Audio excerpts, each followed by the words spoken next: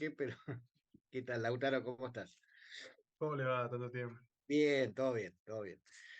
Bueno, estamos llegando medio al final ya de la cursada. Este, tenemos la fecha del examen, que en principio, digo en principio, porque siempre puede surgir algún inconveniente, pero en principio sería el quince de noviembre. Y después les vamos a dar bien los horarios. Y quizás hay alguna posibilidad de hacer un espacio de preguntas y consultas el viernes 10. Este, podemos tener un espacio de consultas y dudas de 10 a 11 si ustedes lo requieren.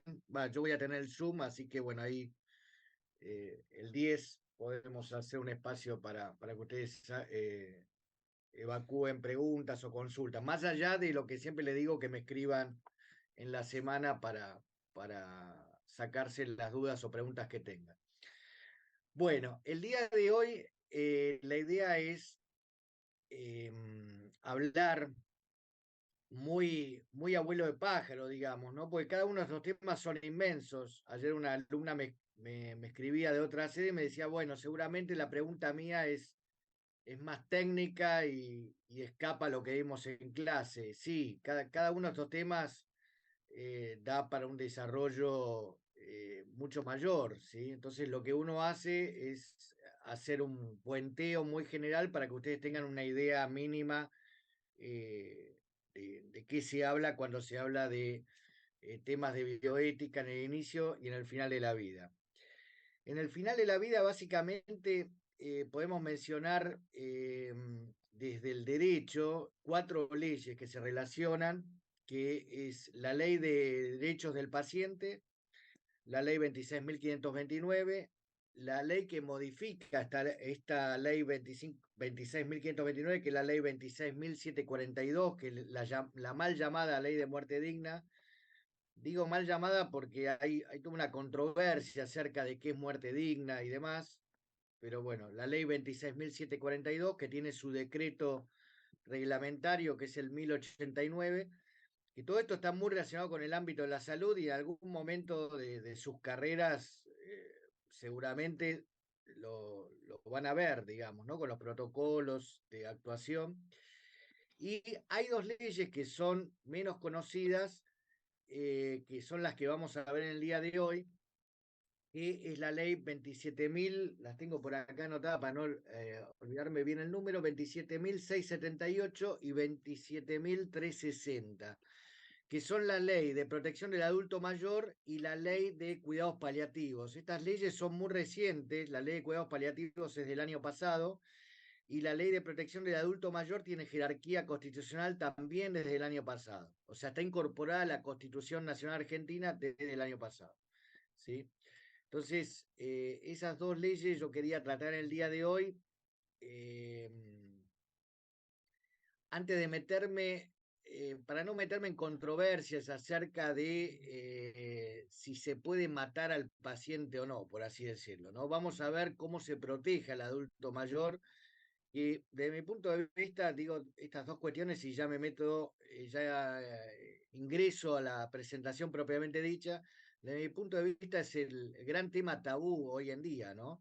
Eh, ¿Por qué digo esto? Cuando fue la pandemia de COVID-19, que una vez ya se olvida, parece que hubiera sido hace una década y fue hace un año y medio, lo primero que muchos dijeron, bueno, no atender al adulto mayor, ¿no? No atender al paciente anciano, como un agente de descarte, por así decirlo.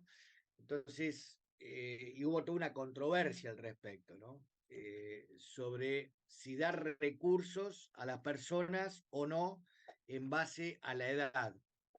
Lo que se llama la discriminación por edad, edadismo. Hoy en día se habla del edadismo, una discriminación por edad, ¿no? Que a partir, y hay algunos países que tienen justamente determinado de no dar tratamiento de diálisis, por ejemplo, a partir de una determinada edad, o no hacer determinados tipos de intervenciones a partir de determinada, exclusivamente por la edad, más allá del estado de salud que tenga la persona, ¿no? Que puede ser un estado de salud muy bueno, pero ya a partir de una edad, por el simple hecho de tener esa edad, se considera que no es pasible de acceder a determinados tratamientos. Así que bueno, vamos a ver qué es lo que dice la ley argentina al respecto, que está obviamente muy relacionado con todos los temas de bioética, ¿no? que estamos tocando.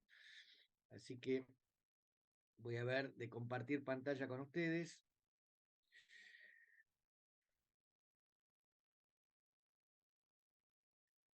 Y vamos a ir directamente entonces a esta Convención de los Derechos de las Personas Adultas Mayores. La primera, esta es la que nos va a llevar la mayor parte de la mañana, la 27.360, la Ley de Cuidados Paliativos es más corta, más restringida, pero me pareció interesante esta ley que en realidad prueba una convención internacional, ¿no? Vamos a ir viendo distintos términos y vamos a ir viendo todo lo que abarca. Primero, en primer lugar, esta convención tiene un glosario, tiene como una especie de diccionario, por así decirlo, sobre términos, ¿sí? Entonces habla de la discriminación, que es un tema que hoy en día hablamos tanto de la discriminación, de la inclusión, de la no estigmatización de las personas, ¿no? Eh, bueno, justamente acá define qué es discriminación, ¿no? Cualquier distinción, exclusión o restricción que tenga como objetivo o efecto anular o restringir el reconocimiento en igualdad de condiciones de los derechos humanos y las libertades fundamentales. ¿Sí? Discriminación por edad en la vejez, específicamente relacionado con edad en la vejez, cualquier distinción, exclusión o restricción basada en la edad que tenga como objetivo o efecto anular o restringir el reconocimiento, goce o ejercicio en igualdad de condiciones de los derechos humanos y libertades fundamentales en la esfera política, económica, social o cultural. ¿Sí? O sea, no hace discriminación justamente por el tema de edad esta convención internacional. El tema de maltrato, ¿sí? Que es algo lamentablemente muy repetido. Recuerdo hace unos años se veía permanentemente en las noticias maltrato entre familiares o en situaciones también de violencia, ¿no? De abusos y de violencia contra las personas mayores. Acción u omisión única o repetida contra una persona mayor que produce daño a su integridad física, psíquica y moral y que vulnera el goce o ejercicio de sus derechos humanos y libertades fundamentales. Todo esto relaciónenlo con el ámbito de la salud, obviamente. Eh, Cuando el maltrato se ve muchas veces, ¿no? O sea, una persona que no se sabe expresar o que habla bajo o que habla mal por la edad, bueno, muchas veces vemos lamentablemente que se lo maltrata por no poder entender a la persona. Entonces no es solamente un maltrato físico, sino también psíquico o moral que se le haga a esta persona mayor. Negligencia, un tema que no lo vimos, que está muy relacionado con medicina legal, ¿no? Cuando hablamos de la impericia, la imprudencia, la negligencia, y que muchas veces no se tiene en cuenta en el ámbito de la salud. O sea, como diciendo, bueno, yo no lo quise hacer, yo no lo hice a propósito, yo no tuve la intención.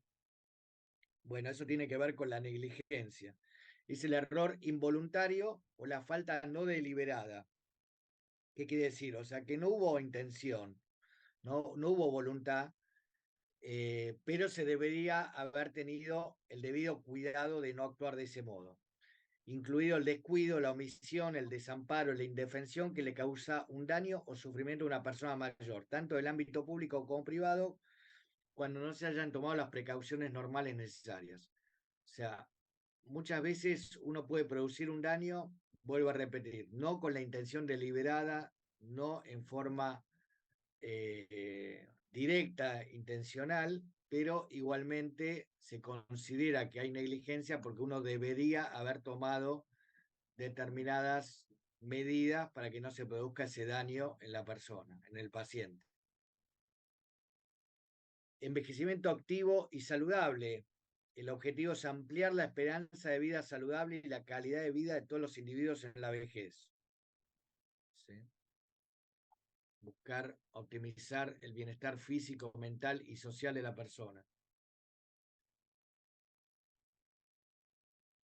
Principios generales de esta ley: promoción y defensa de derechos humanos, libertades de la persona mayor, valorización de la persona mayor, el respeto a la dignidad de la persona, la igualdad y no discriminación, la integración e inclusión plena y efectiva en la sociedad de esta persona. Bienestar, fíjense todos los objetivos, ¿no? Bienestar y cuidado de la persona mayor, seguridad física, económica, social, autorrealización, equidad e igualdad de género, solidaridad y fortalecimiento de la protección familiar, buen trato y atención preferencial. Todo esto, siempre lo digo, lo vengo repitiendo cuando realizo esta presentación, porque sigue, ¿no? Goce efectivo de los derechos de la persona mayor, respeto y valorización de diversidad cultural, protección judicial efectiva, responsabilidad del Estado y participación de la familia y de la comunidad en la integración de la persona mayor dentro de la sociedad, así como su cuidado y atención.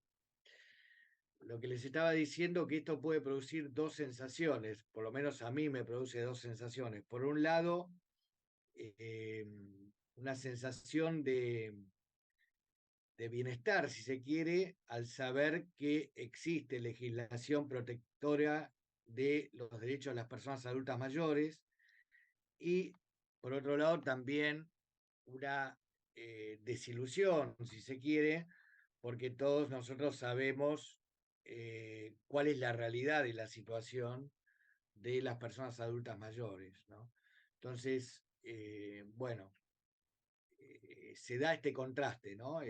Muchas veces entre lo que la legislación busca y lo que efectivamente sucede en la vida cotidiana, en la vida real, pero también me pareció importante traer a la clase esta legislación que seguramente la mayoría de ustedes desconoce, para que sepan, primero, que existe; segundo, que las personas mayores tienen derechos, más allá que no se los respete a los mismos; y lo tercero es que se puede accionar para que se cumplan esos derechos.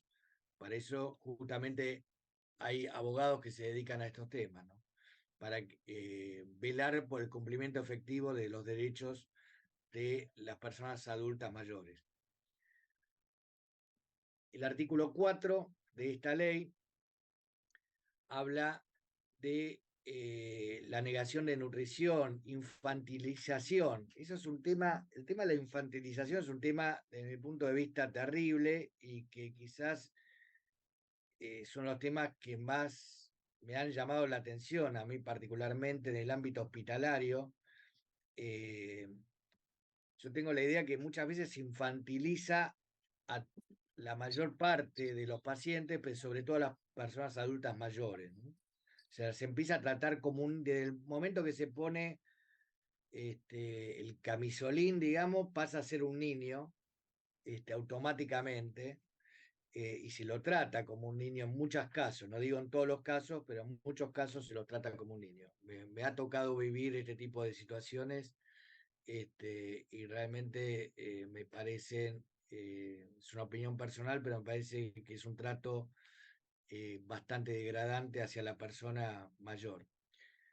Tratamientos médicos inadecuados o desproporcionados, y todas aquellas que constituyen malos tratos o penas crueles, inhumanas o degradantes, que atenten contra la seguridad e integridad de la persona mayor. ¿Sí? O sea, muchas veces se lo castiga, digamos, también, castiga entre comillas, ¿no? A la persona adulta mayor por el hecho de no querer comer, por el hecho de no seguir una indicación, por el hecho de no hacer lo que un enfermero o lo que un médico le está indicando al paciente. Entonces, como no cumple indicación, después a veces, en algunos casos, estoy hablando, obviamente no voy a generalizar, se toma una especie de represalia frente a ese no seguimiento de la indicación. El artículo 5 habla una vez más de que queda prohibida la discriminación por edad en la vejez. Entonces, todo lo que muchas veces, cuando fue el tema de COVID y a veces sigue surgiendo el tema, se preguntaba a los alumnos, bueno, ¿qué pacientes atenderían? ¿A quiénes atenderían y a quiénes no? Y lo primero que surgía era, no, a pacientes adultos mayores no lo atenderíamos automáticamente, ¿no? Bueno, por esta convención, por lo menos en nuestro país y en muchos otros que han firmado la misma, está prohibida la discriminación por edad en la vejez, ¿sí? De acuerdo a este artículo. Derecho a la vida y a la dignidad, derecho a vivir con dignidad en la vejez hasta el fin de sus días, en igualdad de condiciones con otros sectores.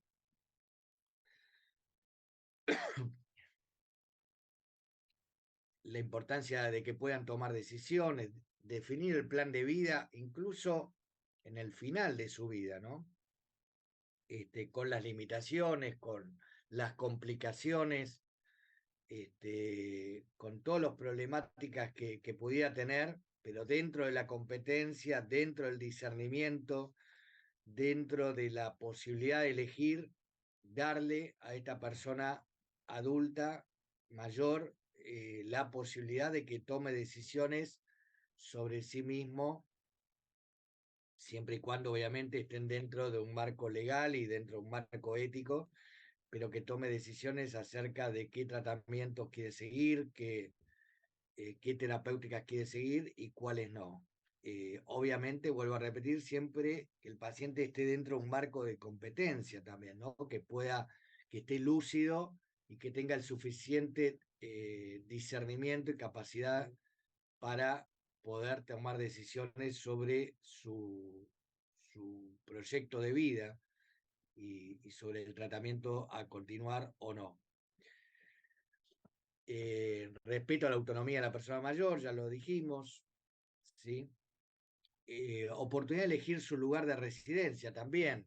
Al final de la vida, muchas veces está la posibilidad de que el paciente siga internado o que se haga una internación domiciliaria dentro de las posibilidades también, ¿no? Lo he vivido con familiares y bueno, justamente se discute con la persona acerca de cuál es su deseo y ver si este deseo también obviamente es factible en base a condiciones económicas, en base a condiciones técnicas de posibilidades y demás, ¿no?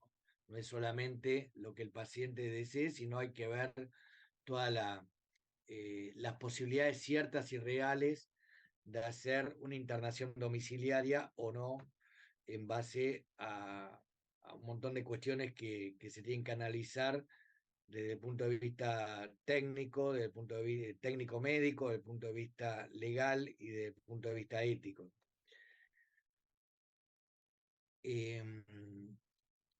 Acceso progresivo a una variedad de servicios de asistencia domiciliaria, residencial y otros apoyos de la comunidad. Uno de los temas que está relacionado con lo que hablábamos de internación domiciliaria es la proporcionalidad y la no proporcionalidad de los tratamientos, por ejemplo, ¿no? Y había un alumno, dos alumnos en realidad en la última cursada que justamente me consultaban acerca de esto, de cómo se determinaba la proporcionalidad o no del tratamiento. Y en realidad lo que es proporcionado o no lo va a ir midiendo el paciente, ¿sí?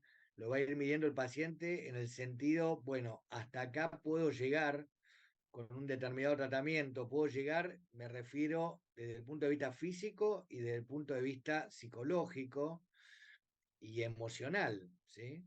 Porque de repente no todo paciente está dispuesto a realizarse una quimioterapia, ¿sí? Por decir algo. O realizar un determinado tratamiento invasivo, ¿sí? Entonces, la proporcionalidad en gran medida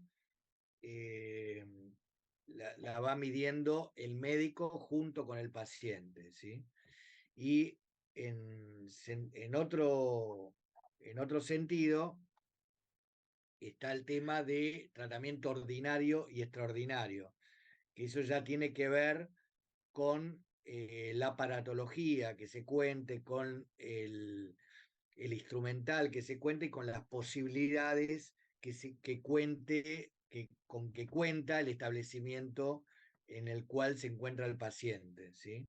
Si un determinado tratamiento es factible, es fácil, es accesible de realizar, o un determinado tratamiento es extraordinario en base a las posibilidades de ese establecimiento. Y esto no hay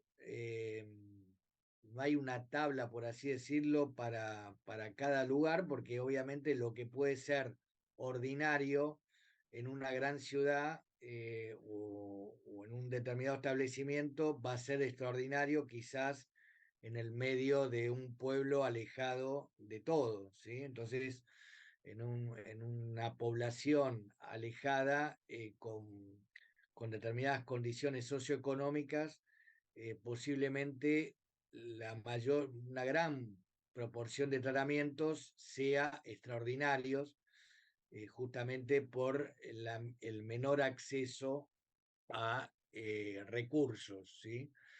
A recursos sanitarios, a recursos humanos, bueno, todo tipo de recursos. Cuestiones que son elementales o básicas, quizás en una institución determinada, en otra, por las condiciones que ya hemos mencionado, se van a transformar en extraordinarias, ¿sí? Pero lo proporcionado y desproporcionado, en sentido contrario, tiene que ver con aquello que el paciente vaya tolerando de realizar sobre sí mismo, o que, llegado a determinado momento, considere que ya no puede seguir con el tratamiento que se le está ofreciendo, ¿sí? Y esto es lícito, es legítimo y está dentro del marco legal y dentro del marco ético, dentro de la ética médica que está aceptado. No es un pedido de muerte, que muchas veces se lo confunde, ¿no? Con un pedido de muerte, con un pedido de... Es lo que se llama la limitación de tratamiento, ¿sí? Después podemos mencionar algunas palabras al respecto. Derecho a la seguridad y a una vida sin ningún tipo de violencia, otro de los derechos que tienen las personas adultas mayores. Derecho a no ser sometido a tratos crueles, inhumanos o degradantes, también ya lo hemos mencionado. Derecho al consentimiento libre e informado, que esto está también en la ley de derecho del paciente, la ley 26.529, ¿sí? El artículo 5. Siempre debe haber un consentimiento informado, ¿sí? De parte del paciente. En caso de que el paciente no pueda dar el consentimiento por sí mismo, bueno, justamente intervienen los representantes legales del paciente, y lo aconsejable es buscar que el paciente deje una directiva anticipada respecto a qué tratamientos quiere que se le realicen frente a determinadas circunstancias y qué tratamientos quizás el paciente no querría que se le realicen, ¿sí? Esto debería dejarse asentado por escrito. Es una directiva que debe estar realizada frente a escribano público o juez de primera instancia, con la firma de 2 testigos y la firma del paciente.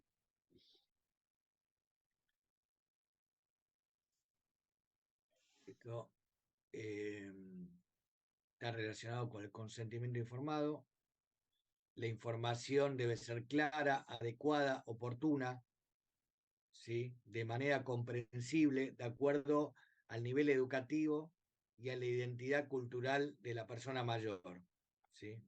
De nada vale, creo que lo hemos mencionado, pero si no es bueno repetirlo, de nada vale dar un montón de información que el paciente no tiene la posibilidad de entender, que el paciente no tiene la posibilidad de poder dar una decisión en base a una cantidad enorme de información, con un lenguaje poco claro, con un lenguaje eh, no accesible al paciente. Entonces, lo primero que hay que buscar es que el paciente entienda qué es lo que le estamos diciendo, qué tratamiento le estamos proponiendo y ver que efectivamente el paciente entiende de aquello que le estamos hablando y que entiende las consecuencias de seguir el tratamiento o de no seguir el tratamiento si el paciente rechazara el mismo, ¿sí?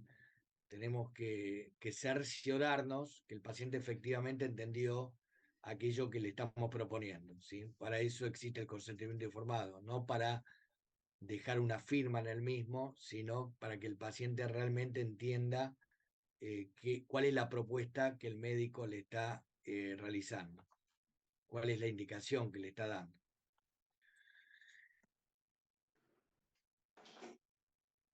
Bueno, esto también es importante, ¿no? No podrán administrar ningún tratamiento, intervención o investigación de carácter médico o quirúrgico sin el consentimiento informado de la persona mayor, ¿sí?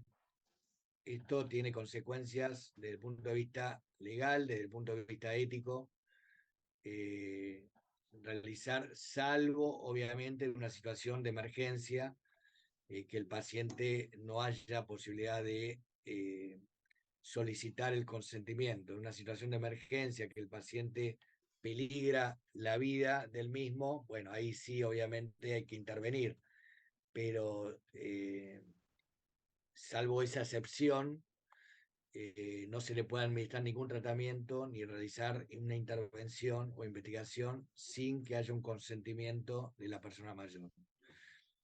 Esto es grave y bueno, puede tener consecuencias legales de distintos puntos de vista: penal, civil, administrativo.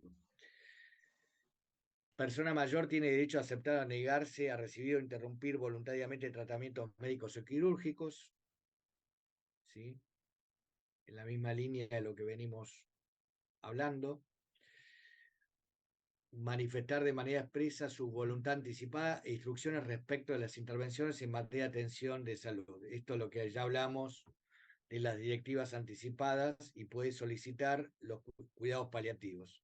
Que cuidados paliativos, después vamos a ver la ley, tiene que ver con, no con curar, sino con paliar el dolor, ¿sí? Paliar el dolor del paciente, amortiguar el sufrimiento del paciente con un equipo interdisciplinario, ¿sí? Un equipo interdisciplinario que va a participar en la atención de este paciente, no buscando la curación, porque ya la curación no es posible, pero sí buscar aliviar el dolor y el sufrimiento del paciente desde el punto de vista emocional, afectivo, psicológico, y también a través de fármacos, obviamente, buscando que tenga la mejor calidad de vida dentro de las posibilidades en que se encuentre ese paciente. Derecho a la privacidad y la intimidad, también un artículo que tendría que estar pegado en la puerta de muchas habitaciones, ¿no? Esto lamentablemente lo vemos todos que no se respeta, el derecho a la privacidad y la intimidad de cada paciente, no solamente los adultos mayores, ¿no? Muchas veces no se respeta el derecho a la privacidad y la intimidad de una gran cantidad de pacientes, de distintos modos, sacándole fotos o entrando sin pedir permiso, y de distintos modos de violentar la privacidad y la intimidad de los mismos. Derecho a la salud, salud física y mental sin ningún tipo de discriminación.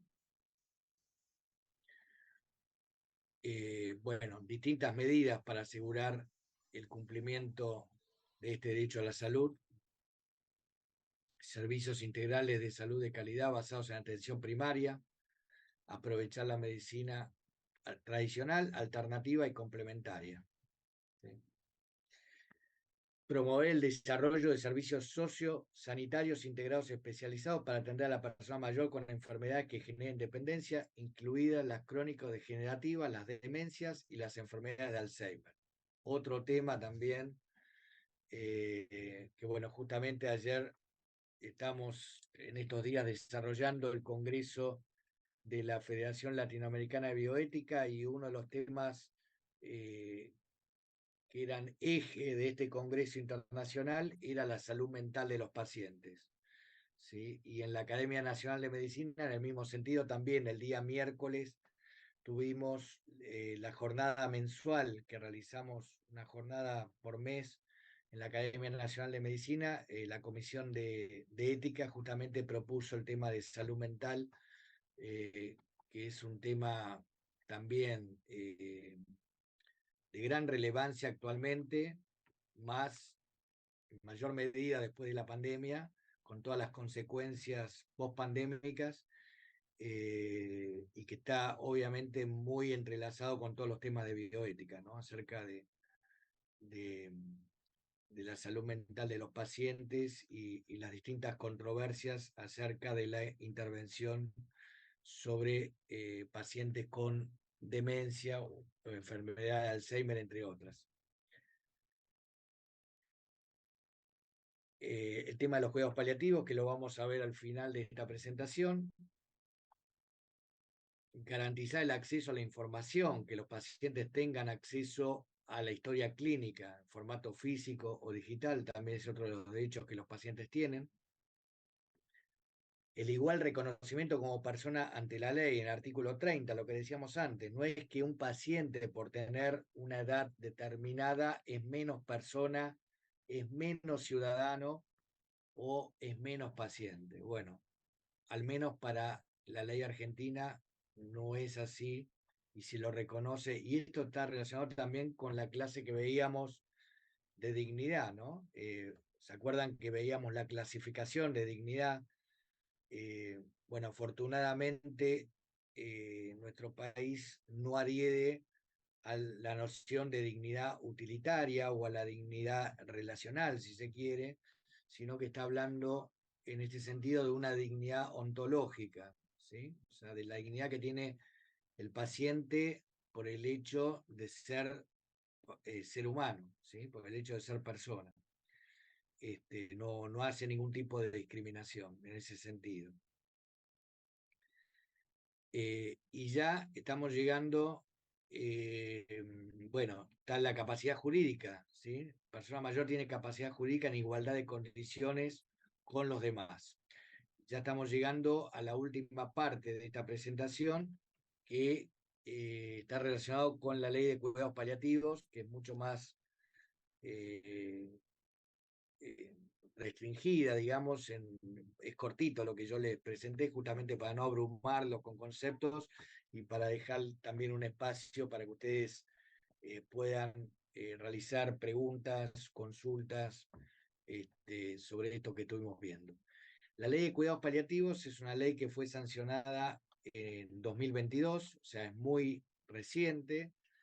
Se está trabajando todavía sobre esta ley. Justamente ayer también en este Congreso Internacional hubo toda una jornada sobre cuidados paliativos, y los números que daban en la jornada, yo saqué algunas fotos sobre los datos que daban, y hay una particularmente, la estoy buscando ahora justamente porque no llegaba al 10% de la población que tenía acceso a los cuidados paliativos. Por ejemplo, en Latinoamérica, solamente un 50% de los países de Latinoamérica cuenta con un plan nacional de cuidados paliativos, 50%. ¿Sí? Y a nivel mundial se calcula que eh, solo 8 personas sobre 20 personas tienen algún tipo de acceso a cuidados paliativos, o sea, menos de la mitad de aquellos que lo requieren. ¿Sí? Son porcentajes bajos. Nuestro país, dentro de todo, comparado, mostraban los distintos países de Latinoamérica, dentro de todo estaba medianamente bien posicionado junto a Chile, pero igual son porcentajes muy bajos. Estamos hablando de porcentajes menores al 20% de las personas que requieren cuidados paliativos. Estamos hablando de entre 10 y 14%, si mal no recuerdo, los porcentajes de acceso a cuidados paliativos, ¿sí? Y le estoy diciendo que Argentina y Chile estaban dentro de todo bastante bien ubicados con respecto a otros países de la región, así que imagínense, hay países que tienen acceso a cuidados paliativos 1% o 2%. Entonces, la ley en el artículo 2, los objetivos hablaba de desarrollar una estrategia de atención interdisciplinaria centrada en la persona que atienda necesidades físicas, psíquicas, sociales y espirituales. Obviamente que es muy ambicioso esto, ¿no? Porque a veces no damos abasto para atender las necesidades físicas y acá la ley habla de necesidades psíquicas, sociales y espirituales de los pacientes, que parecen enfermedades amenazantes y o limitantes para la vida. También recuerdo que una vez un alumno me preguntaba, ¿y uno tiene que saber de espiritualidad? A veces se confunde lo espiritual con lo religioso, que son dos ámbitos diferentes.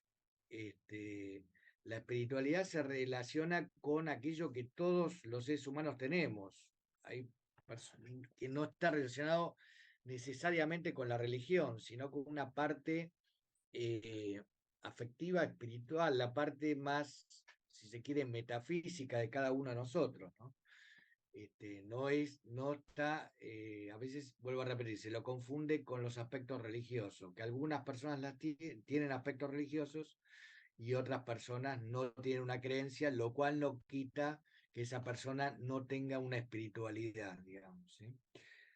eh, Promover el acceso a las terapias, tanto farmacológicas como no farmacológicas, disponibles, basadas en la evidencia científica y aprobadas en el país para la atención paliativa. Acá entra todo el tema de la sedación paliativa, entra el tema del principio de doble efecto, que creo que en alguna de las clases hemos mencionado, el alivio del dolor a través justamente del tratamiento con ciertos opiáceos, eh, y justamente el saber cuáles son las medidas adecuadas, eh, proporcionadas para dar al paciente en base a la evidencia científica como señala la ley. Promover la formación profesional de grado y posgrado, una asignatura pendiente en nuestra facultad y en la mayor parte de las facultades.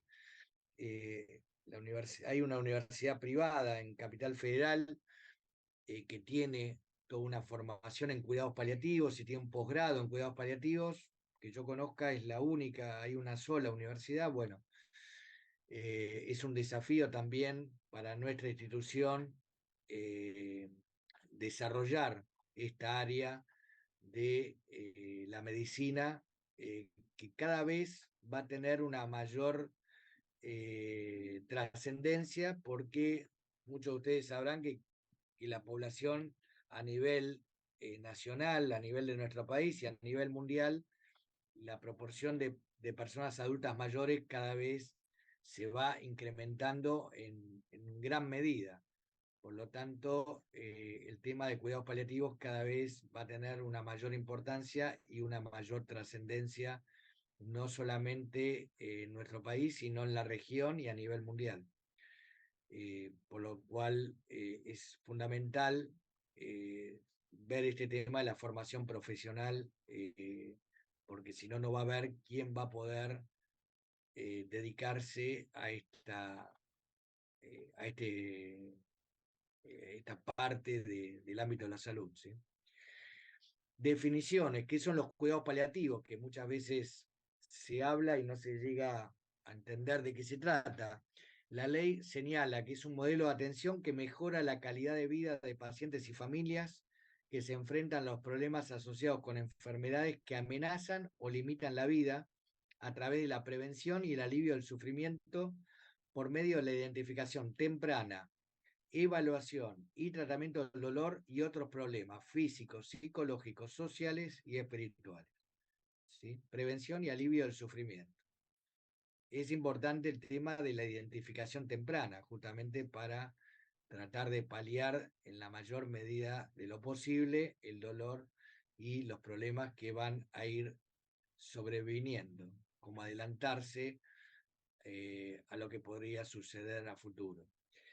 Enfermedades amenazantes o limitantes para la vida se entiende como aquellas en las que existe riesgo de muerte, y en general se trata de enfermedades graves o crónicas complejas, progresivas y o avanzadas, que afectan significativamente la calidad de vida de quien la padece y de la familia del paciente. Los principios en los cuales se basa esta ley de cuidados paliativos. En primer lugar, el respeto por la vida. La ley de cuidados paliativos lo que busca es respetar la vida, no terminar la vida del paciente, no acortar la vida del paciente, tampoco encarnizarse y no permitir que el paciente muera. Se busca que la muerte llegue cuando tenga que llegar, digamos, ¿no? Ni atrasar ese momento, ni adelantar ese momento, ¿sí? Ahí entraría, si no, el tema de justamente del encarnizamiento terapéutico, o de terminar en forma deliberada con la vida del paciente. Y buscar el mayor bienestar posible de las personas que están siendo intervenidas. Otro de los principios que busca esta ley de cuidados paliativos es una equidad en el acceso oportuno y utilización de las prestaciones, adecuando la respuesta sanitaria a las diversas necesidades.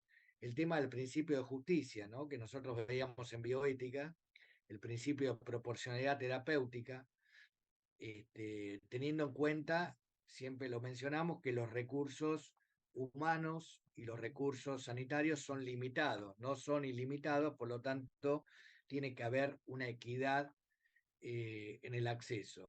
Intervenciones basadas en la mejor evidencia científica disponible, ¿sí? Para eso uno tiene que estudiar, tiene que formarse, tiene que capacitarse. Respeto de la dignidad y autonomía del paciente. Hay una asociación de cuidados paliativos nacional, Argentina, y hay una federación latinoamericana de cuidados paliativos, ¿sí?, que se encarga de desarrollar y de difundir todos los avances sobre la materia. El respeto de la dignidad y la autonomía del paciente en las decisiones sobre los tratamientos y cuidados que ha de recibir a lo largo de la enfermedad, de acuerdo a la normativa vigente. Y otro de los principios es la interculturalidad. ¿Qué quiere decir esto? Respetar la cultura del paciente, ¿sí? Respetar la cultura del paciente, respetar las creencias del paciente, respetar el estilo de vida del paciente y los deseos y las preferencias del paciente, siempre que estén obviamente dentro de la normativa vigente y siempre que estén dentro de un marco ético que proporciona los códigos de actuación médica profesional, ¿sí? Creo que con esto ya era la última filmina, así que voy a dejar de compartir y era el tiempo que yo me había propuesto hablar con ustedes, y abro el espacio para preguntas o consultas que ustedes tuvieran sobre esto que estuvimos hablando, o sobre alguna cuestión que les haya quedado sobre la materia, cualquier consulta que ustedes quieran realizar. Cristian, veo que tenés la mano levantada, te escucho. Hola, profe, buen día. Buen Buen día. día, ¿cómo estás? Bien, ¿y usted? Bien, bien. Bueno, me alegro. Profe, a respecto del maltrato, yo tengo una consulta. ¿Por qué maltrato a las personas mayores, no? Porque justo ayer una persona me hablaba que tenía maltratos por parte de un familiar porque eh, la persona fue diagnosticada con demencia con cuerpos de Lewy, que sabemos que es un trastorno que causa alucinaciones, puede causar pérdida de movimientos, trastorno en la conducta del paciente. Y justo el maltrato sería por parte de la esposa del mismo, porque ella es como que confundía la enfermedad de la persona con los temas religiosos y pensaba que eran espíritus que estaban en el Señor y lo pega la verdad. Y bueno, y los vecinos empezaron a hablar con la gente. En este caso, ¿qué deberíamos hacer? ¿A quién deberíamos llevar la denuncia? Sí, a ver, pero este no es un paciente. A ver, ¿cómo? No entiendo bien la situación. No es Es, un paciente, es una persona una persona mayor que tiene un diagnóstico de demencia por corpus de Levy y también tiene sí, enfermedad de Parkinson. Pero sí, el maltrato no es por parte de profesionales de salud, pero por parte de los familiares que lo pegan sí, sí, sí, sí. por no entender la Sí, enfermedad. se puede hacer, sí, es otra situación, pero se puede hacer una denuncia, se puede hacer una denuncia ante la Fiscalía, justamente al Ministerio Público, eh, presentando esta circunstancia que vos estás señalando, ¿no? Se puede hacer sin ningún tipo de problema, incluso una denuncia anónima, digamos, para vos no tener ningún tipo de consecuencia, pero alertando de esto que sucede. Yo lo que estoy viendo bastante, me han comentado en los últimos tiempos, y no está exactamente relacionado con lo que vos comentás, pero en algún punto sí, es de familiares que internan o depositan, por así decirlo, porque no se me ocurre otra palabra, a personas en geriátricos contra su voluntad.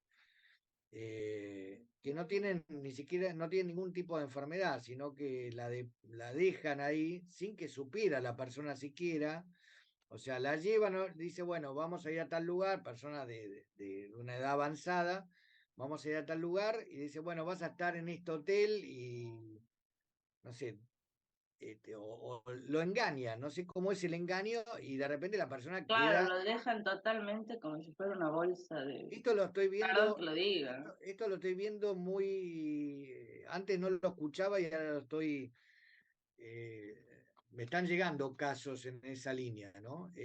Bueno, es un tema también complejo, más complejo quizás que el que vos presentás, porque hay que probar que fue contra la voluntad y demás, ¿no? Pero está relacionado en algún punto en el sentido de lo que yo expresaba al principio y un poco las clases de bioética más allá de los contenidos teóricos, y a veces se logra y muchas veces no se logra, porque también no depende solamente del docente, sino de mi punto de vista también depende de la sensibilidad del que escucha, y a veces no es fácil porque uno tiene 10 millones de cosas, entonces uno tampoco se puede sensibilizar a todo, ¿no? En todas las circunstancias, pero lo que quiero decir es que estamos en un momento, es una opinión, esto sí es una opinión quizás personal, pero en base a lo que uno va viendo y lo que va, estamos en un momento histórico en el cual antes, por ejemplo, la muerte era el gran tabú. Yo pensaba hoy a la mañana cuando estaba cerrando esta clase, ¿no? La muerte era el gran tabú, el sexo en un momento era el gran tabú. Hoy en día, es una opinión personal, yo creo que el gran tabú es el dolor, el sufrimiento y la decadencia, así que la decadencia entre comillas, ¿no? Que la decadencia sería el envejecimiento. Entonces, no se permite que la gente envejezca, no se permite. O se muestran modelos de envejecimiento determinados, ¿no? Entonces de repente te sale una persona adulta mayor que escapa de la regla, que hace, no sé, pesas a los 80 años o que hace una maratón a los 90 años, que las hay, que son excepciones, entonces la muestra, mire, uno a los 90 años puede hacer una maratón o puede hacer pesas o puede, como diciendo, bueno, se puede esto, lo cual está muy bien, pero como también en algún punto es discriminatorio, porque la verdad es que son casos muy aislados, ¿no?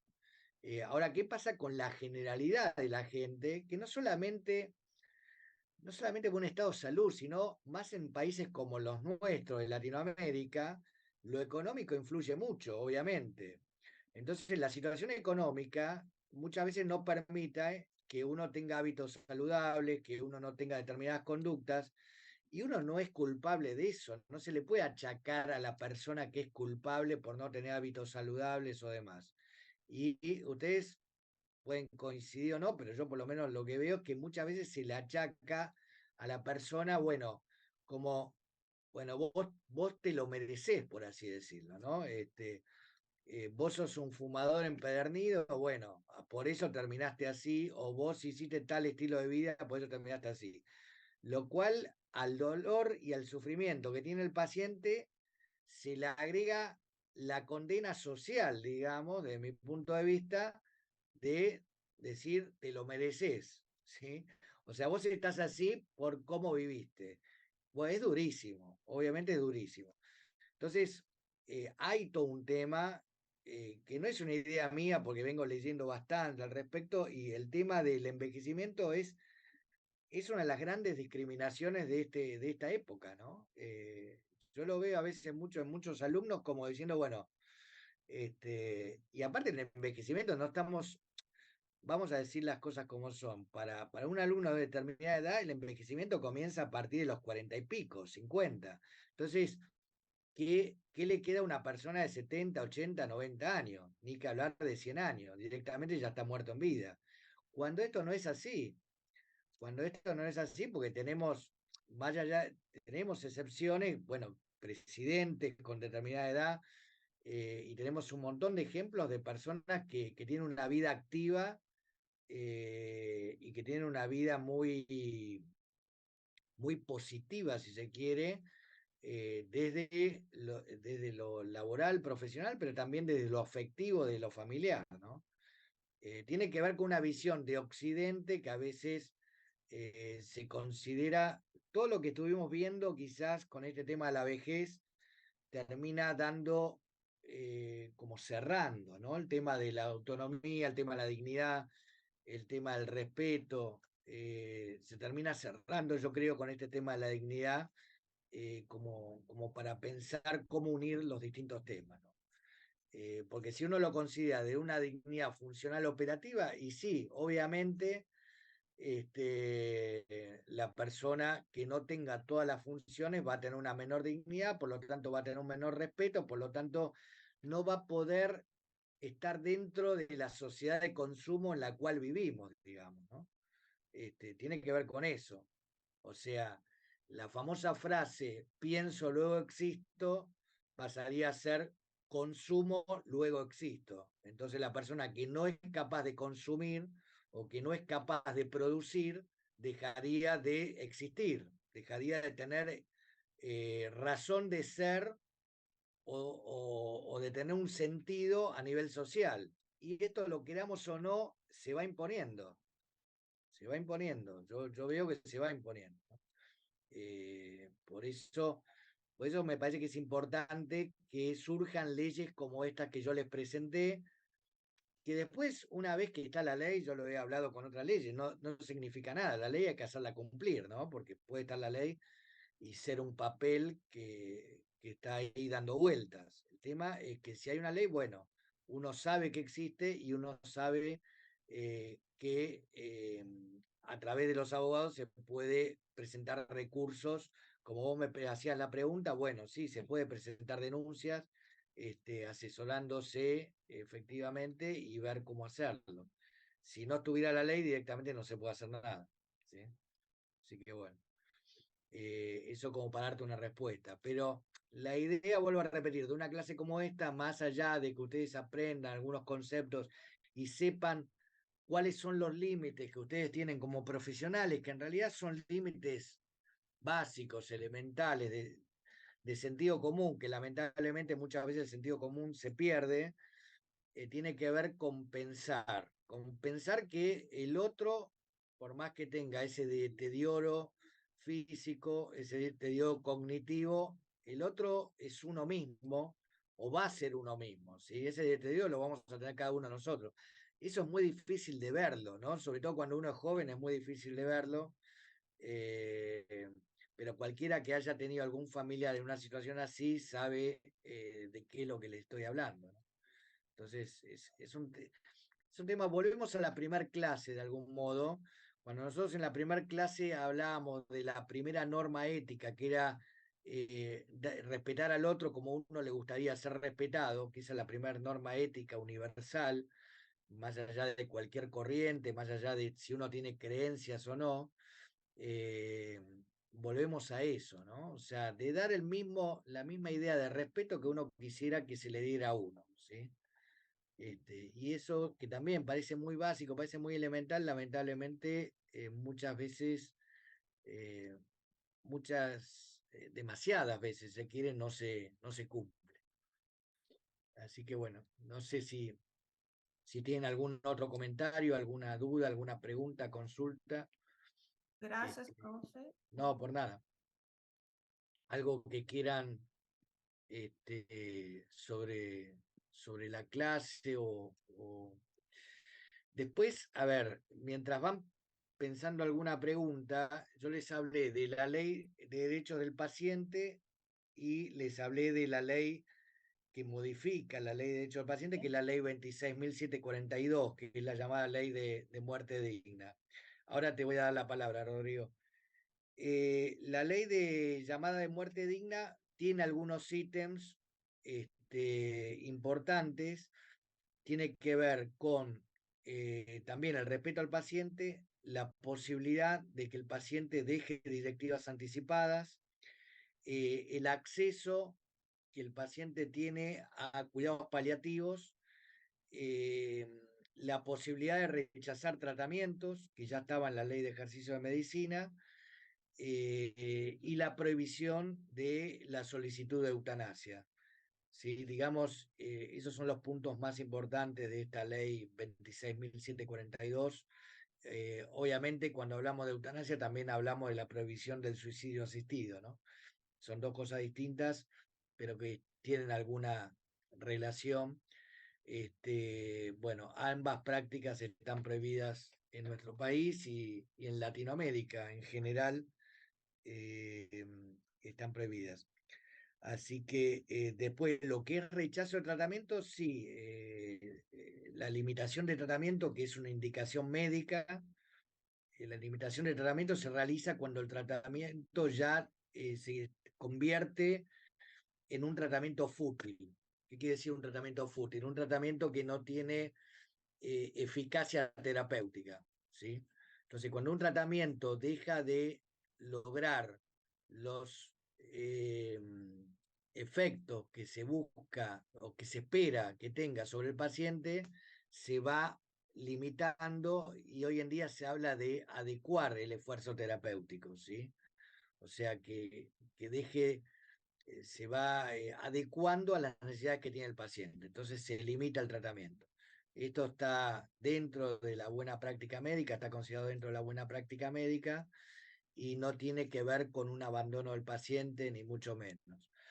El abandono del paciente, algunos hablan de abandono del paciente como sinónimo de eutanasia pasiva, en el sentido de dejar de hacer un tratamiento proporcionado, ¿sí?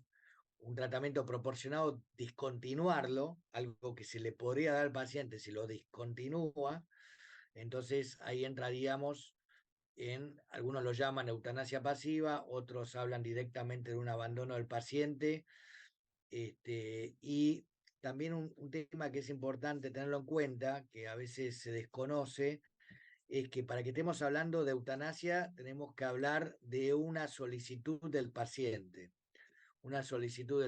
de un paciente adulto competente, más allá que está prohibido en nuestro país y en la mayor parte de los países en el mundo. La eutanasia está solamente aceptada en 8 países. Tiene que haber una solicitud del paciente continuada en el tiempo frente a una enfermedad terminal progresiva incurable. En general esas son las condiciones y tiene que ser un pedido reiterado. Digo esto porque si no hubiera esa solicitud del paciente, en realidad sería directamente, lisa y llanamente un homicidio. Y esto muchas veces se confunde. O sea, si el médico por sí mismo decide terminar con la vida del paciente porque el paciente sufre, porque el paciente tiene dolor, porque considera que la calidad de vida del paciente no es la adecuada y no hay un pedido del paciente, no es eutanasia, no es eutanasia, sino que directamente es homicidio. Algunos hablan de eutanasia involuntaria o no voluntaria, pero la realidad es que desde el punto de vista de penal se habla, por lo menos en nuestro país, directamente de homicidio, ¿sí? Homicidio directo, ¿sí? Rodrigo, tenías la mano levantada.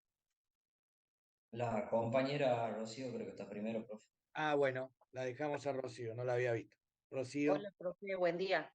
¿cómo te va? Justo me estaba sacando un poco de duda ahora porque en lo último que estaba diciendo, mi Sí, consulta era, hay casos que en muchos hospitales no hay camas y hay pacientes que llevan mucho tiempo internado y ya están en una etapa terminal, entonces los médicos muchas veces para desocupar la cama le dan el alta a los pacientes. ¿Eso sí, entraría como eutanasia pasiva, lo que acaba de nombrar? no, a ver, a ver. eh, Primero, eh, uno de los temas que es importante tenerlo en cuenta está relacionado con una pregunta que me hizo una alumna de otra sede esta semana y esto es importante para toda la cursada y para, en general, para todo. Es muy difícil generalizar, primero. Entonces, una alumna me preguntaba otra cuestión, pero que en algún punto me parece que está relacionado con lo tuyo. Bueno, ¿qué prevalece, no? Las preguntas esas que hacen a veces los alumnos, ¿qué prevalece? ¿La autonomía sobre esto? Y yo, a ver, uno a modo didáctico, pedagógico, trata de dar ciertas pautas, ¿sí? Pero después la vida real es mucho más compleja. Entonces, ¿por qué digo esto? Cuando vos me decís, bueno, frente a determinada, vos estás genera no quiero interpretarme bien, no quiero ser peyorativo, pero estás generalizando algo que es difícil, puedo decir, frente a determinadas situaciones. Bueno, hay que ver qué situaciones, ¿sí?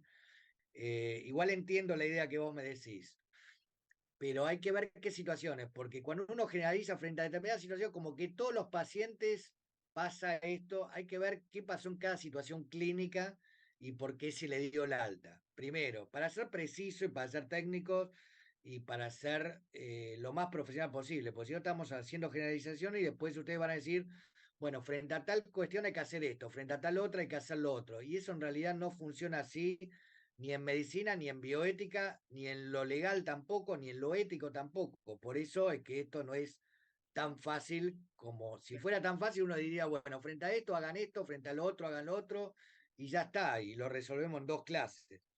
No, no es así de simple, lamentablemente no es así, porque la vida no es así de simple. Primer punto. Pero con esto no le quiero esquivar a la pregunta que vos me formulás. Eh, Hay pacientes que se le da el alta, como vos decís, porque no hay camas. Entonces lo que hay que ver, me está pasando ahora con un familiar mío, así que sé de lo que estás hablando en este mismo momento. Entonces lo que hay que ver es si hay una indicación médica o no. Primer punto. Y a partir de ahí hablamos. Primer punto, si hay una indicación médica, porque también es cierto que un paciente no puede quedar internado eternamente, porque es cierto que es mejor entre que esté en un hospital que esté quizás en la casa, pero el paciente en un hospital público sobre todo no tiene la cama comprada, no puede quedarse eternamente. Entonces, primer punto es ese. Ahí entra el tema de la proporcionalidad, ahí entra el tema del principio de justicia, ahí entra el tema de la equidad en los recursos, mucho de lo que estuvimos viendo hoy. Si hay una indicación médica de que el paciente no tiene motivo para estar internado, por más que sea, sí, está cuidado, está cómodo, y sí, hay otros pacientes, no es el único paciente, y entonces está bien que el paciente se vaya al domicilio, ¿sí? Ahora, si al paciente se le indica el alta, como vos decís, porque no hay más cama y bueno, hay que sacar pacientes, no, ese es otro tema. Y bueno, sería una especie, yo no hablaría de eutanasia pasiva, sería quizás sí un abandono en algún punto, porque eutanasia pasiva ya es cuando vos haces algo, dejás de hacer un tratamiento que se produce entre ese dejar de hacer algo y el deceso. Hay un nexo, lo que llaman nexo causal, desde el punto de vista médico-legal, nexo causal, o sea, entre el acto que vos haces y la consecuencia hay un nexo. Entonces vos dejás de dar determinado tratamiento y automáticamente el paciente al poco tiempo fallece. Entonces ahí entraría lo que llama la eutanasia pasiva. En cambio, porque vos a un paciente le digas que se vaya al domicilio, no es que el paciente se va a morir por eso, ¿sí? Quizás tiene alguna complicación, pero no es que el paciente se vaya a morir. Estoy hablando en términos generales, ¿no?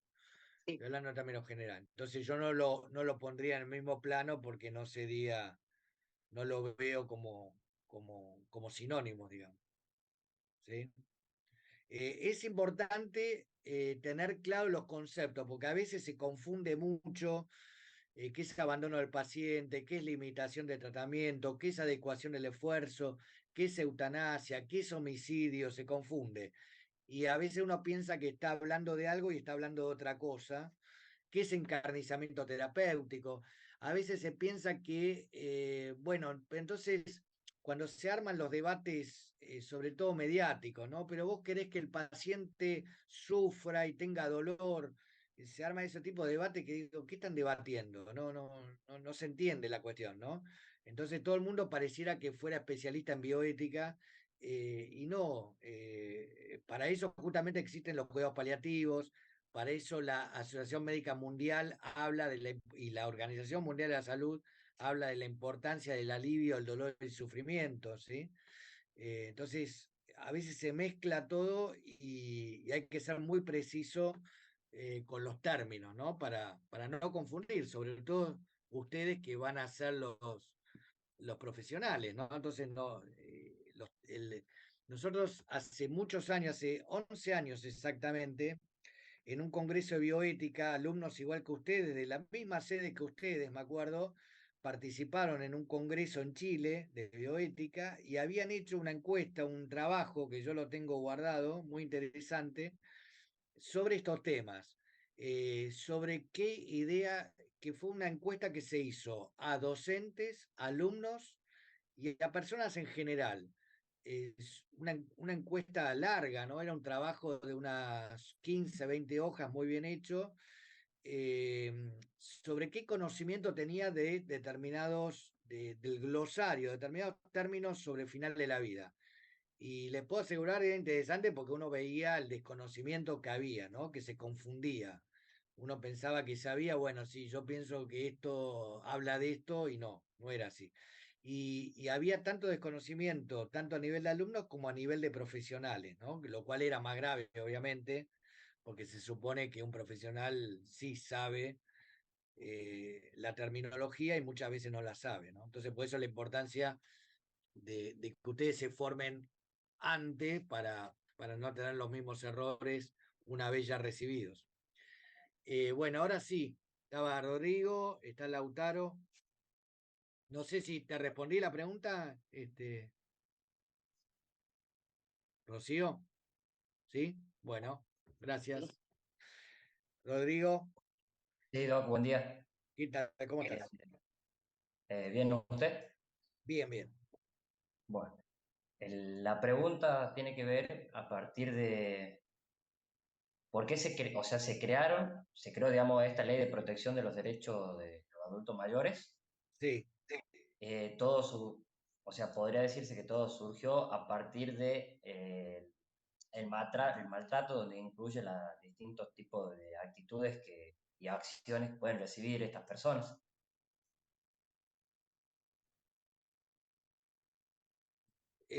sí, toda ley surge en base a a una necesidad, a un...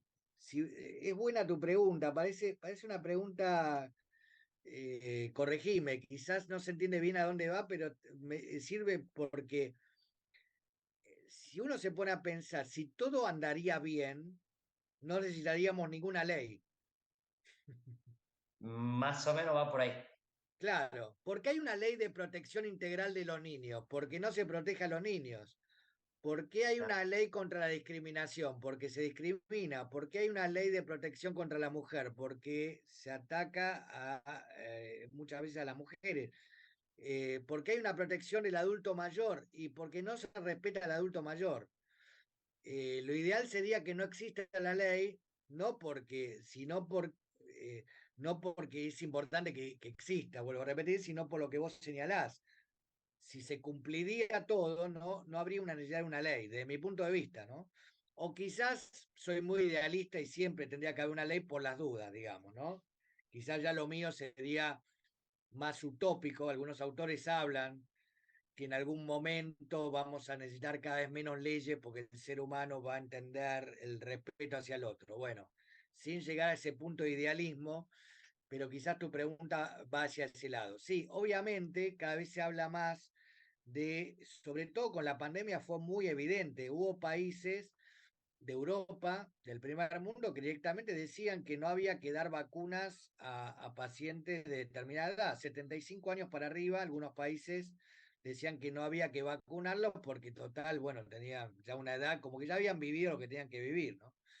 Bueno, salieron todo tipo de asociaciones y la bioética salió justamente a contestar esto, como diciendo que era una barbaridad, ¿no? Nuestro país también sacó una declaración muy larga de 35 hojas de distintas sociedades médicas, hablando de la no discriminación por edad y por discapacidad, porque otro de los temas que se discriminó mucho en pandemia fue por discapacidad. ¿Sí? O sea, personas con discapacidad intelectual y determinada discapacidad que no se le daba la misma atención que a personas que no tenían discapacidad. Entonces también, en el mismo sentido, no solo el tema de discapacidad, que es uno de los temas que yo trabajo fuerte, digamos, no lo hemos tocado, eh, pero también hay una convención de las personas con discapacidad que tiene jerarquía constitucional, está incorporada a nuestra ley orgánica, también porque se trabaja y se ha avanzado mucho, pero yo a veces veo que hay un montón de trabas para las personas con discapacidad. Entonces, en el mismo sentido, trabas desde lo educativo, trabas de lo edilicio, trabas de la circulación por las calles y demás. Entonces, por eso tiene que haber leyes protectoras de los grupos vulnerables, ¿no? Justamente las leyes surgen en este sentido, ¿no? De buscar equiparar derechos que son vulnerados, ¿sí? Claro, claro, yo creo Para que es proteger esos derechos. claro, yo creo que como que la ley está inventada para volver Sí, a recordar para las bases de resguardar, para tratar de que, sí, a ver, las leyes tienen una función muy importante a nivel social. Yo siempre digo que la ley no es lo mismo que la ética, porque puede haber leyes justas y leyes injustas, leyes que protejan derechos y otras leyes que corten derechos, porque esto también es cierto. Pero la ley tiene una función, siempre en la Facultad de Derecho nos enseñan que la ley tiene una función pedagógica, en el sentido que muchas veces a nivel social marca aquello que está bien y que está mal.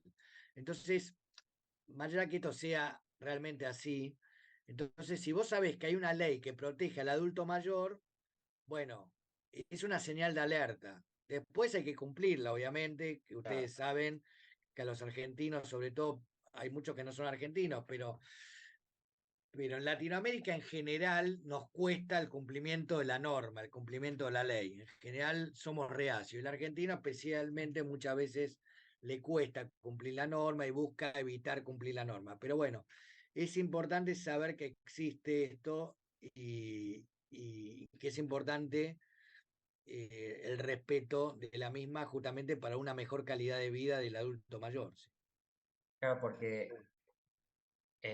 a lo que voy es que está hecha la ley para recordar de que hay una ley que por el simple hecho de ser persona, uno debe ser tratado como corresponde, o sea, dentro del ámbito, siempre teniendo en cuenta, en este caso, el ámbito, lo que sería de la salud. Ujú. O sea, deberíamos recibir el mismo trato sin ser discriminados, Sí, sí, independientemente sí. de todo, o sea, de la edad, del sexo, de la Yo ideología. después le voy a subir estas dos leyes, la 27.360, la 27.678 de cuidados paliativos. De lo que tienen que saber de estas leyes es en forma general qué es lo que dicen, en forma general, no es que se lo tienen que estudiar de memoria, ni mucho menos, pero sí tener algunas ideas generales. Y la ley de cuidados paliativos, que es la que vimos en segundo lugar, lo que tienen que saber, pero no para estudiárselo de memoria tampoco, pero sí qué son los cuidados paliativos, cuáles son los principios en los que se basa la ley, ¿sí? Cuáles son los objetivos de la ley. Un poco lo que vimos hoy, pero con sus palabras, ¿sí? Que ustedes lo entiendan. O sea, que ustedes lo resuman y si alguien te pregunta, ¿qué hicieron hoy? Vimos en clase la ley de cuidados paliativos. Ah, mira, ¿y qué es la ley de cuidados paliativos? ¿De qué habla la ley de cuidados paliativos? Bueno, eso. Que ustedes lo puedan decir con las propias palabras de ustedes, no que digan el artículo de memoria porque tiene sentido y se lo olvidan en menos de 24 horas eso, ¿no? Pero sí que sepan dos o tres cuestiones básicas sobre qué es lo que busca la ley de cuidados paliativos, que básicamente es aliviar el dolor y el sufrimiento de los pacientes, no solamente desde el punto de vista físico, sino también psicológico, espiritual, afectivo y social, digamos, ¿no? Va en esa línea, por eso la importancia del trabajo interdisciplinario, ¿sí? O sea, no es solamente el médico, sino que trabajan e intervienen psicólogos, intervienen trabajadores sociales, intervienen muchas veces miembros de distintas confesiones religiosas, de acuerdo a la creencia que tiene el paciente. Interviene la misma familia del paciente en los cuidados paliativos, ¿sí? Entonces, es muy completo y complejo a la vez, ¿no? Porque son varios los actores que están, bueno, obviamente los enfermeros, ¿no? Eh, las personas que suministran fármacos. Entonces, son varios los actores que van a intervenir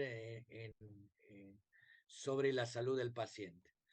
Profe, Creo y que en el había, caso de, sí, por ejemplo, que dio la compañera con respecto a los dos casos, uno que habló del alta voluntad, no es de la alta sí, voluntaria, sino del alta que dan los médicos para que se ocupen una camilla, sí, y, y el otro ejemplo del paciente que tenía demencia.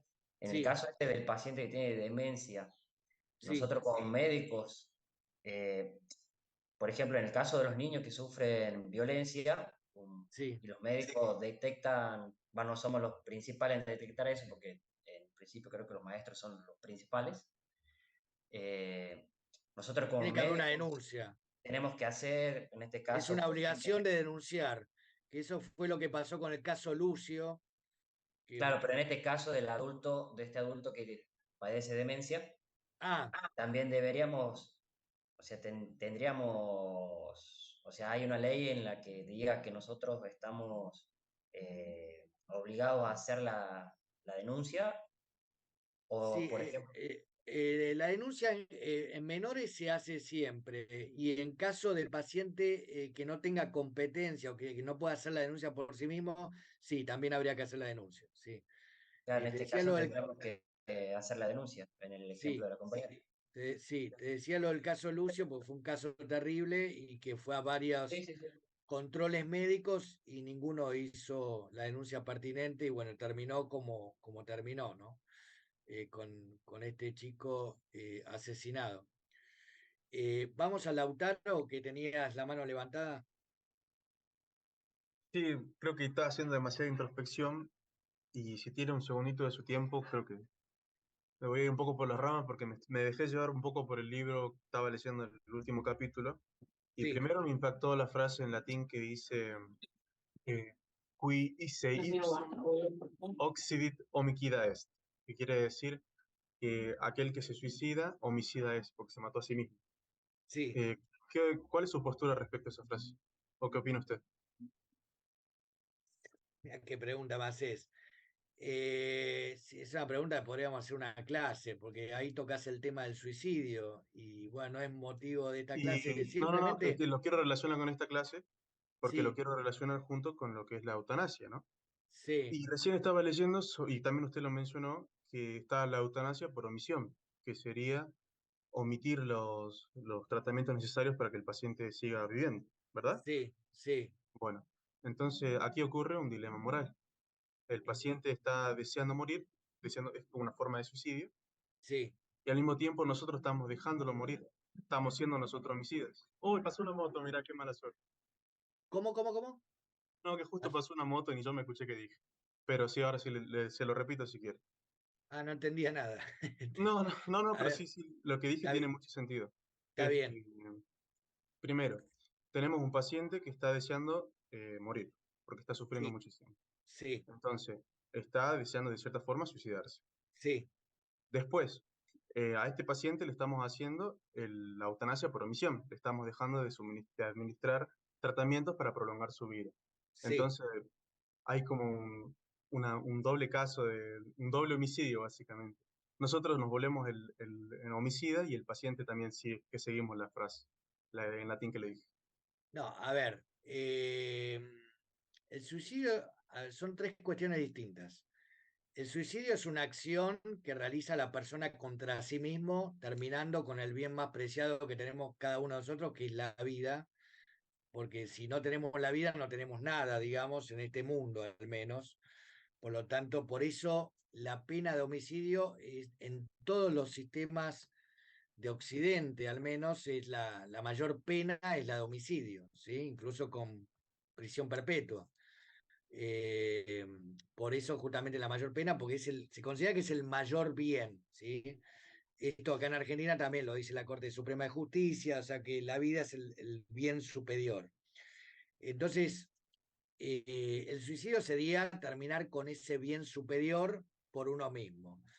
Distinto es lo que vos estás señalando del suicidio asistido, cuando el suicidio asistido es cuando una persona facilita al tercero que termine con su vida, ¿sí? O sea, que no realiza la muerte, pero facilita que termine con su vida. Que esto está penado en Argentina por el artículo 83 del Código Penal. O sea, vendría a Este, ser que no hace nada, o sea, perdón la expresión, pero vendría a ser que no no, hace nada para prevenir. no, por ejemplo le da una sustancia, esto hay casos en algunos países, le deja le deja una sustancia para que el paciente absorba, por ejemplo, con una pajita. Entonces, como el paciente no se puede matar a sí mismo, se le deja una sustancia para que el paciente absorba y absorbe y se autoelimina la propia persona. Se asiste en un suicidio, por eso se llama así, suicidio asistido. Que esto está aceptado en muy poco, no sé cuántos países, 4 o 5 países en el mundo aproximadamente. Eutanasia pasiva, en cambio, es dejar de hacer tratamientos que son proporcionados. Tratamientos que son proporcionados. ¿Sí? Acá el problema, volvemos a la primer clase, yo por eso, porque acá justo lo planteas al final y yo, en cierta forma, no me quería meter con esto porque podemos estar hablando, no una clase, podemos estar hablando un cuatrimestre sobre esto, con distintas posiciones, obviamente. Eh, volvemos a la primera clase sobre los objetivos de la medicina, que ahí se complica. Si dentro de los objetivos de la medicina está terminar con la vida de los pacientes. Esa es la pregunta, ¿no? Ahí se lo puede Este, relacionar con lo de los cuidados paliativos, profe. claro, Este, por eso la Asociación Médica Mundial y la Organización Mundial de la Salud están en contra de la eutanasia justamente en este sentido, que podríamos estar hablando muchísimo y van a tener posiciones a favor y en Ya está bien. contra, no es la idea, pues no terminamos nunca más. Mm, Para el que le interese el tema, yo tengo toda una biblioteca enorme sobre esto, con las dos posiciones, pero digo, de la posición médica está claro que no se puede terminar en forma directa con la vida del paciente, porque violaría todo tipo de norma ética, digamos, o sea, pasaría a cambiar, algunos autores dicen, pasaría a cambiar la medicina como se la considera hasta el día de hoy, y simplemente la medicina pasaría a cumplir deseos del paciente. Acá la justificación es lo del dolor y el sufrimiento que vos decís, que es una justificación muy entendible, pero te digo solamente esto. Por ejemplo, en Canadá se aprobó hace unas semanas la posibilidad de eutanasia por cumplir con sentido de la vida, porque la persona haya considerado que cumplió con su sentido de la vida. Lo cual a mí no me deja muy claro qué es cumplir con el sentido de la vida, porque obviamente depende de cada persona y, digamos, ya no tiene que ver con el dolor, con el sufrimiento, no, tiene que ver con lo que acabo de expresar, con un cumplir el sentido de la vida. ¿Sí? Entonces decir, bueno, yo ya hice todo lo que quería, yo ya, no sé, por decir algo, ¿no? Hice una empresa, formé una familia, no sé, hice esto, hice lo otro, me recibí, tengo un posgrado, lo otro, ya cumplí, ya no tengo más nada que hacer. Tengo 60 años, porque ahí ponían a partir de la edad de 60 años. Tengo 60 años, cumplí con mi familia, yo podría pedir que alguien termine con mi vida. Es lo más extremo hasta el momento que ha surgido, ¿no? En Canadá. Bueno, lo digo así porque obviamente que es muy controversial y salieron de todas partes a criticar esto. La idea no es abrir un debate ahora, porque vuelvo a repetir, no es la idea de la clase del día de hoy, pero simplemente es plantearse para qué uno estudia. Si uno estudia para curar, sanar, aliviar el dolor y el sufrimiento siempre lo posible, y acá entra un tema que es, lo dejo picando y obviamente que no lo vamos a resolver acá, que la bioética, y creo que es un buen cierre esto, la bioética se enmarca dentro de un momento histórico, ¿sí?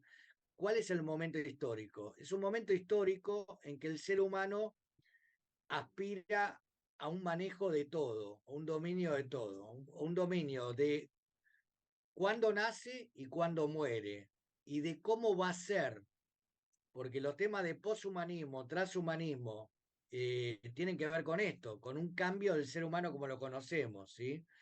El tema de cómo nacer, o sea, por ejemplo, no lo hablamos, pero el tema de las técnicas de reproducción humana asistida, que uno elige qué características genéticas puede tener una persona, qué características determinadas uno desea para una persona o no, ¿sí?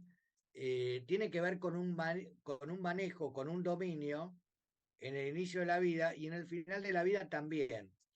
Y yo me quedo con una frase del presidente de la Sociedad de Cuidados Paliativos argentino, que es el presidente en este momento de la Academia Nacional de Medicina, de la Sociedad Ética de la Academia Nacional de Medicina, el doctor De Simone.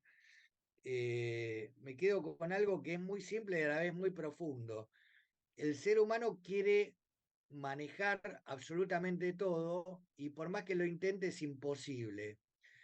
En el sentido de manejar el dolor y el sufrimiento, que es como yo empecé la clase del día de hoy, y me voy a otra especialista también en bioética, que es filósofa, que se llama María Luisa Pfeiffer, que en una charla que escuché hace unos meses, también me quedó algo de ella, es una gran pensadora, que dijo, el ser humano también quiere evitar el sufrimiento y en realidad hay una forma de evitar el sufrimiento, según lo que dijo ella, y esa forma de evitar el sufrimiento es no haber nacido nunca.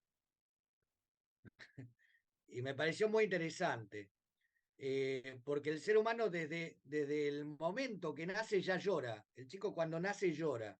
Es lo primero que hace un chico al nacer. Entonces, buscar eso, bueno, es forma parte de la historia del ser humano, ¿no? Esto no es nada nuevo. Desde los griegos ya estaba esa idea de no sufrir, de no tener dolor, y hoy en día, con todo el avance de la ciencia, pareciera que se va en esa línea y se aspira a esa línea, y es interesante porque por un lado pareciera que se puede evitar el dolor y el sufrimiento, y por otro lado estamos hablando de la posibilidad que el mundo deje de existir en este siglo, con todo el tema del cambio climático, ¿no? Claro. Entonces, que ¿Le es un molesta gran si tema, que es un gran termino tema de la una cosa? bioética. El cambio climático es un gran tema de la bioética. Entonces, por un lado estamos diciendo de que el ser humano puede todo, y por otro lado estamos hablando que el ser humano está con grandes posibilidades de destruir todo por sí mismo. Entonces, bueno, creo que Sí. esto es un buen cierre para pensar que todo lo que Justo hacemos tiene consecuencias, ¿eh? quería agregar una última frase Sí, en latín que también encontré en el libro, que sí. bueno, que capaz que le sirva a alguno que quiera escuchar como reflexión, que dice mors certa, hora incerta, que quiere decir la muerte está asegurada, pero la hora es incierta, no sabemos cuándo vamos a morir. Entonces, simplemente tenemos que aprovechar el tiempo que tenemos y hacer lo posible con el tiempo que se nos dio. Bueno, Eso. el tema de la eutanasia en algún punto justamente apunta a terminar con esa idea. Apunta a que la hora de la muerte sea cierta. Y países como Canadá y Holanda van en esa línea, en el sentido de decir, yo muero cuando yo quiero morir. La idea esta de sentido existencial es decir, bueno, yo ya cumplí todo, ya está, ahora me suicido o ahora pido que me maten porque ya para mí no tiene nada de razón de ser. Tiene que ver con toda una concepción del mundo, de la vida y de muchas cuestiones, ¿no? Tiene que ver con la trascendencia, tiene que ver con un montón de otras cuestiones más metafísicas, si se quiere, y tiene que ver con una cultura de cómo algunas sociedades viven. eh, y bueno, da mucho para analizar, pero desde el punto de vista médico, al menos, por lo menos por el momento, digo al menos por el momento porque ustedes saben que la política y la economía influyen mucho también en estos temas. Las sociedades médicas se han unido en condenar la posibilidad de que los médicos terminen con la vida de los pacientes, ¿sí? Más allá que, bueno, hay varios proyectos de ley, hay 5 proyectos de ley para ser debatidos el año que viene, y posiblemente algunos de ellos salgan, se lo tengo que adelantar, pero bueno, justamente ya pasa más por una cuestión política y económica, ¿sí? Así que yo creo que con esto los voy a dejar. eh, Vamos a tener entonces el encuentro, si les parece, el 10 a las 10 de la mañana. La idea es que ustedes vengan con preguntas, con dudas, con consultas y ya con el material leído para poder aprovechar ese momento, ¿sí? Así que Bueno, bueno, profe, les agradezco por la escucha, les agradezco el respeto y bueno, fue un gusto. Siempre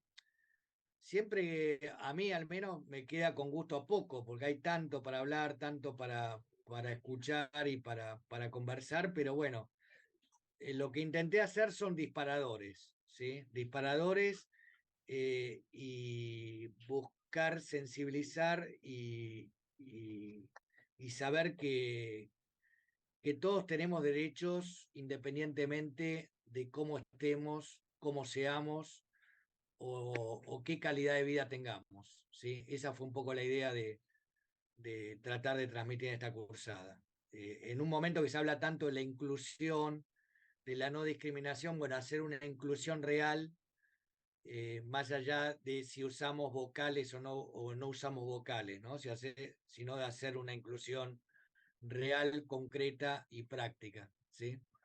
Así que bueno, muchas gracias por la atención y nos estaremos viendo entonces este, el día 10. Un Profe, gusto. Un gusto, profe. disculpe una Buena última semana. consulta. Sí, sí. El tema de los horarios que ponen para el examen, no Ahí está entiendo. Lautaro de vuelta que me dice se viene Boca, ¿ves? Que me confunde. ¿Pero usted es de Boca o de River, profe? Yo, ninguno de los dos, Lautaro. Ninguno de los dos. Profe, Muy bien, muy bien. Sí, No como buen bioticista soy independiente, de Independiente.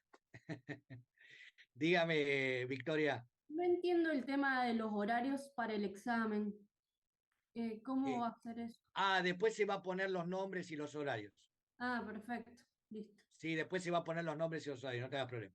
Perfecto. Muchas gracias. No, por favor, un gusto. La clase que Igual, viene sería el día, el 10. recién el viernes que viene, ¿no? El día viernes que viene, en principio no tendremos clase. El día 10, sí, que sobre todo va a ser para consultas y preguntas y alguna cuestión anexa que haya quedado. ¿Sí? Bien. Bárbaro. Muchas gracias. Hasta luego. Chao, Adiós. profe, gracias. Buena semana. Gracias, profe. Hasta luego. Buen Adiós. fin de- Chau,